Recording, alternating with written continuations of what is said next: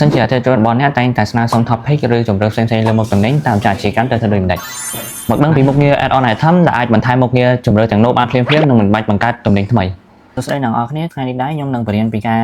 function ទំនិញបន្ថែមឬដែលគេហៅថា add-on នេះកន្លែងនេះអញ្ចឹងនៅពេលដែលយើងចង់ញ៉ាំកាហ្វេប៉ុន្តែភ្ញៀវក៏ចង់បានថែម extra shot អីចឹងអញ្ចឹងយើងត្រូវមានទំនិញ add-on ឬក៏ទំនិញបន្ថែមពីលើហ្នឹងអញ្ចឹងខ្ញុំនឹងបរៀនពីការ add តម្លៃទំនិញបន្ថែមហ្នឹងអញ្ចឹងដើម្បី add បានយើងចូលទៅកន្លែងរួចរាល់អូខេអញ្ចឹងដើម្បីបង្កើតទំនិញ add-on បានយើងត្រូវតែបង្កើត item ថ្មីមួយទៀតតោះអញ្ចឹងចុច new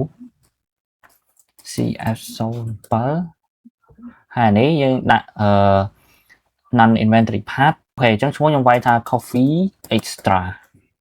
អញ្ចឹងកន្លែងនេះគឺ default prefix អាហ្នឹងយើងដាក់ឲ្យវា default ក៏បានយើងបើយើង select បានយើង select ទៅតែបើយើង select កាត់យើង add ថ្មីនៅកន្លែងនេះយើង add វាមកអញ្ចឹងបន្ទាប់មកដល់កន្លែងនេះ account setting អញ្ចឹង account setting ហ្នឹងយើងត្រូវដាក់clearing នេះ clearing account ហើយអានេះដាក់នេះមកអូខេអញ្ចឹងដល់ពេលយើងដាក់ហ្នឹងហើយក្រុមហ្នឹងដាក់អញ្ចឹងដែរមកបន្ទាប់មកយើងចុច cell មួយតែអីដែលសំខាន់យើងចូលកន្លែង POS setting យើងដាក់ show on POS និង POS add on អញ្ចឹងបើសិនជាយើងអត់ធីអាហ្នឹងទេគឺយើងអាច add on ចូលគ្រប់បានទេអញ្ចឹងយើងត្រូវ add អាហ្នឹងមកហើយយើង sell ម្ដងទៀតដល់ពេលយើង sell អាហ្នឹងហើយយើងបាន item គ្រប់ហើយអញ្ចឹងយើងត្រូវ add item នៅក្នុង item គ្រប់ហ្នឹងមួយទៀតដល់អញ្ចឹងយើងចុច new បន្ទាប់មកយើងរក item គ្រប់ហ្នឹងដូចជា CS07 នេះ item គ្រប់អញ្ចឹង item name យើងដាក់ឈ្មោះគេឥឡូវខ្ញុំដាក់ double shot អូខេបន្ទាប់មកអានេះ URL ទំហំអាហ្នឹងខ្ញុំដាក់ each ទៅអាហ្នឹងយើងចង់ដាក់កែវក៏បាន each ក៏បានតែតាមចំណូលចិត្តយើងហើយយើង sell វាមកបន្ទាប់មកខ្ញុំ upload រូបភាពចូល attach អូខេបន្ទាប់មក pricing អញ្ចឹង pricing ហ្នឹងអាហ្នឹងយើងដាក់PS price ហើយតម្លៃអញ្ចឹងមានន័យថា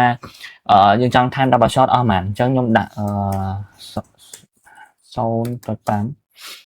អញ្ចឹងដល់ពេល pricing ហើយយើង complete ចូលក្នុង PS ហ្នឹងមួយទៀតដើម្បីបញ្ជាក់ចូលទៅក្នុង PS ហ្នឹងហើយយើងត្រូវចូលកន្លែង add on គ្រប់អញ្ចឹងយើងនៅពេលយើង sell ហើយ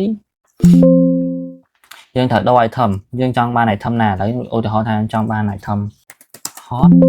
ញ្ចឹង hot espresso ហ្នឹងខ្ញុំចង់ add on អាចដាក់ extra shot បានអញ្ចឹងនេះ extra shot យើងដាក់ចូលវាមកហើយយើង sell អូខេអញ្ចឹងបន្ទាប់មក